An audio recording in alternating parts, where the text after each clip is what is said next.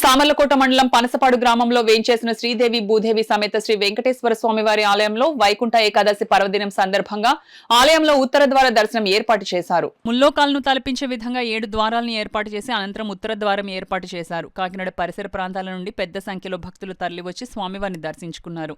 అశేషంగా తరలివచ్చిన భక్తులతో క్యూలైన్లలో బారులు తీరారు. ఆలయానికి విచ్చేసే భక్తులకు ఎలాంటి అసౌకర్యం కలగకుండా ఆలయ కమిటీ అన్ని ఏర్పాట్లు చేశారు.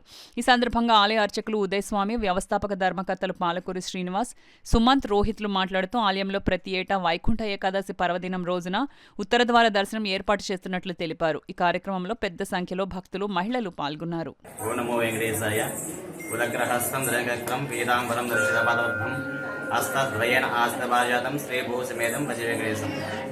గ్రామంలో వేచేస్తున్న శ్రీ భూసమేత శ్రీ వెంకటేశ్వర ఆలయంలో ముక్కోటి ఏకాదశి మహాపర్వాన్ని ప్రదర్శించుకుని స్వామివారి భక్తులకి వైకుంఠ స్వామి ఎలా ఉంటారో అట్లానే వైకుంఠ నారాయణ స్వామివారిగా భక్తులు అనుగ్రహిస్తున్నారు.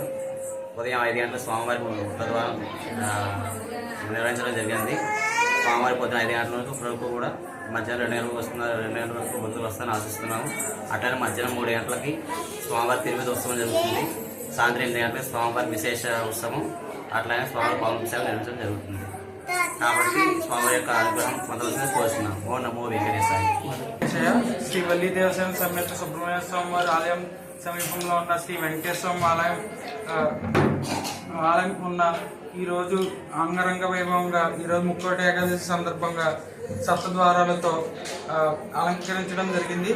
స్వామివారు విశేషమైన అలంకరణతో అందరికీ దర్శనమిచ్చారు.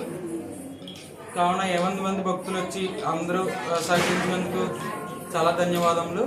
ఇలాగే ప్రతి సంవత్సరం మా గురువు గారైన ఉదయ్ గారు, మా నాన్నగారి సహకారంతో, ఇలాగే మీ అందరి సహకారంతో మరిన్ని కార్యక్రమాలు జయప్రదం చేయాలని కోరుతూ ధన్యవాదాలు.